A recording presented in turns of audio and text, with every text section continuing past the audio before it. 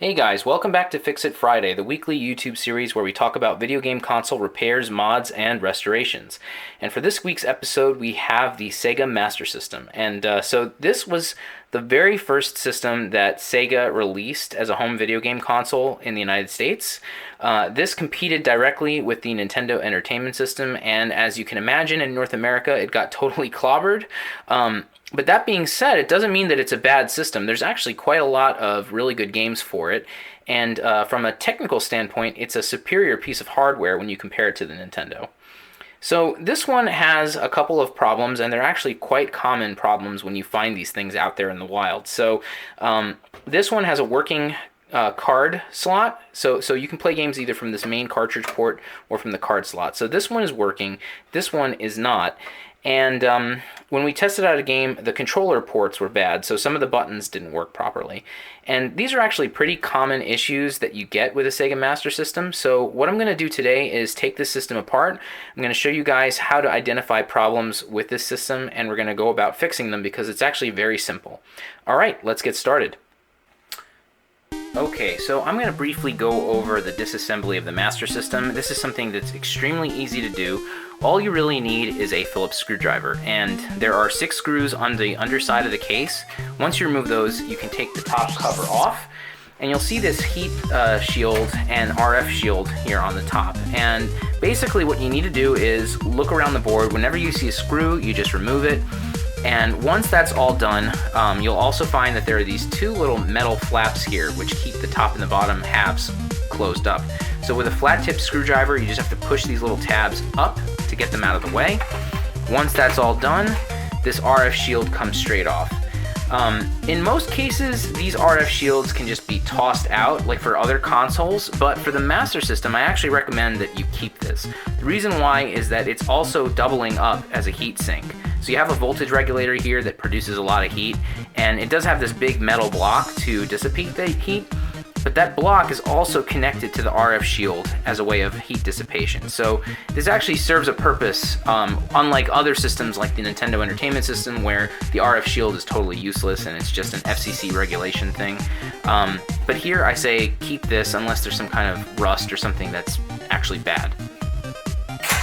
Okay, so once that's done and you've removed all of the shielding and case plastics, you've got your board here. And the board has a Zilog Z80 over here. You've got your 2 cartridge slots over here. And underneath, this is where our controller ports are and our cartridge slots are. So we're going to take a look at this in more detail and see what might be wrong and see what we can do to fix it. Alright, so we are back, and I'm going to start with the cartridge slot because it's definitely not reading games. And, you know, so far just looking at the teeth, I can see that one of them is bent, but otherwise they seem to be in decent shape. I don't think this is going to interfere with anything. So when you flip over the board, what you'll find is that these are all the connections for the cartridge holder onto the main board. And the Master System is different from a lot of other consoles because the soldering is only done on one side. So in other words, there's absolutely no solder points on the opposite end. And what that means is that over time, these connections can get weak and they can break. And as a result, you get no games being read by the cartridge slot. So all you gotta do to address this is just reflow fresh solder onto every single pin, like you see me doing here. And so this will reconnect all of these broken joints, because some of these are going to be broken, and you're just reinforcing and strengthening them. Occasionally you might get a little bit of a bridge between 2, like you might have seen me just do a second ago, but as long as you just add a little bit of flux or you just keep flowing, you should be able to address that.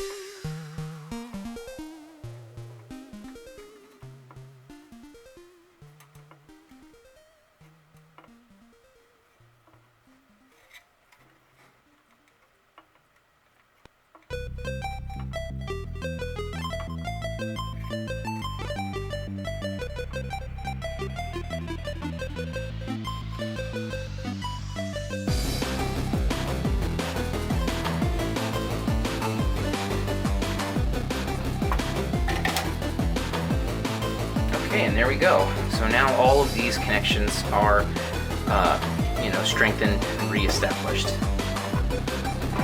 So now we're going to move down over here, and these are the player 1 and player 2 controller ports, and we're going to basically just do the exact same thing here on this side.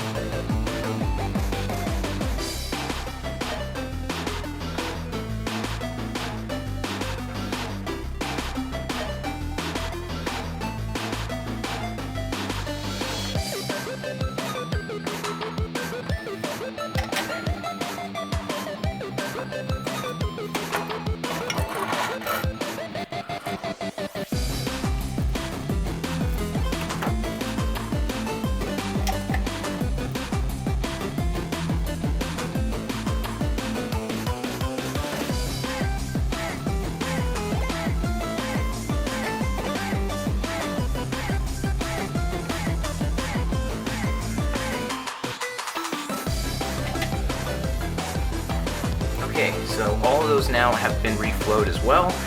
Hopefully that's the only problem we've got here, so we're going to go ahead and reconnect everything up and test it out and see how things look.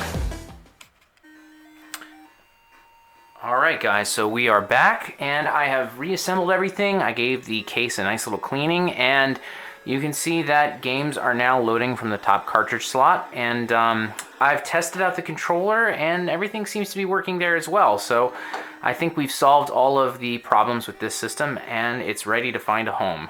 Alright, so if you guys like what you saw, please feel free to give a thumbs up and subscribe to the channel. We'll be having videos like this out every week, and it'd be great to hear your feedback on this and any of my other videos.